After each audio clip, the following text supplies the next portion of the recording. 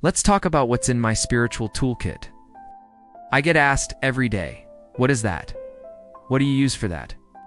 So I thought I would just film a little video showing you what I personally like to use on a daily basis or during readings. I don't use everything all the time. These are just the things that I personally like to have with me.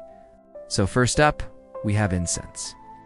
Incense is something that I use pretty much every day when I'm home. It helps me to set the energy. It can help to raise your frequency, especially if you're using certain types of incense. And it's also used traditionally by many different cultures for spiritual practices. There's a lot of different kinds of incense out there. You can get them online. You can get them at some of your local shops. You can even make your own incense. But these are just the ones that I personally like to have around. This one right here is Palo Santo. It's very popular in Latin American countries. It's used a lot in spiritual practices. And this is one that I like to use when I am doing a spiritual reading or a tarot reading. The next thing that I have in my kit is a pendulum. Pendulums are great to use when you want some extra guidance. They're great for yes or no questions. They're also good for kind of like honing in on a specific energy or a specific area. You could also use them for dowsing, like finding things. It's actually how they were originally used. These are just the two that I have. I have an amethyst one that I like to use when I'm doing spiritual work or I'm doing a reading. And then I have a clear quartz one that I like to use more for healing work. Crystals. I don't use them in every single reading, but I do have them in my kit just in case I feel like I need them or if the client wants me to use them. Everyone has their own personal connection with crystals and what they feel energetically. So these are just the ones that I personally like to keep in my kit. I like to use rose quartz for love, obviously. I use amethyst for higher wisdom, for intuition, for psychic abilities.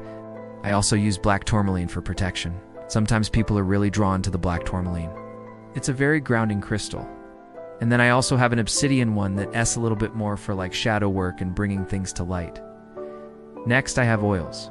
Oils are great to use for anointing. A lot of times people will use them in their diffusion necklaces. They're also great to put on your wrists. You can put them on your temples. You can use them however you want to. These are the three that I personally like to use. The first one is the same one that I talked about earlier, the rose quartz. It's great for love, for compassion, for kindness. I like to use it when I'm feeling a little dry emotionally, or I need a little bit more love in my life, or I need to give more love to others. The next one is the obsidian one. And this one I use more for protection. If there's a lot of drama going on in my life, or I feel like there's a lot of negative energy coming my way, I will use this oil to protect myself. And then I have a sandalwood oil. Sandalwood is great for meditation. It helps you get into a meditative state.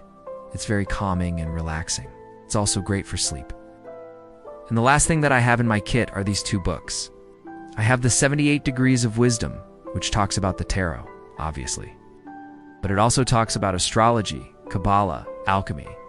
It's a really great book to have around if you're just getting started in the tarot or you want to learn more about the esoteric meanings behind the cards. And then I also have a book called The Complete Idiot's Guide to Angels.